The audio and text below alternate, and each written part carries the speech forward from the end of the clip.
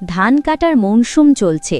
রহিম চাচা আর তার ছেলে সাজিদ সকাল সকাল মাঠে এসেছে।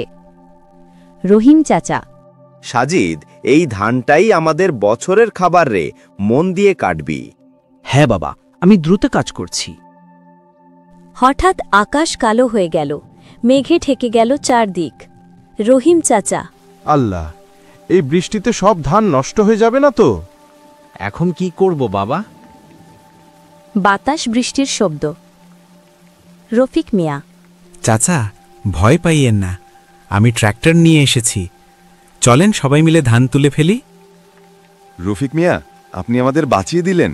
আল্লাহ তোমায় ভালো রাখুক। ধন্যবাদ চাচা, এখন আমরা সবাই মিলে কাজ করব। ঝড় থেমে গেছে। সূর্যের আলোয় সবাই মিলে ধান শুকাচ্ছে। মানুষ একসাথে থাকলে কোনো ঝড়ই আমাদের হারাতে পারে না রে। হ্যাঁ বাবা, আজ বুঝলাম একতা আর পরিশ্রমই সবচেয়ে বড় শক্তি। যদি গল্পটা ভালো লেগে থাকে তাহলে একটা লাইক দিন।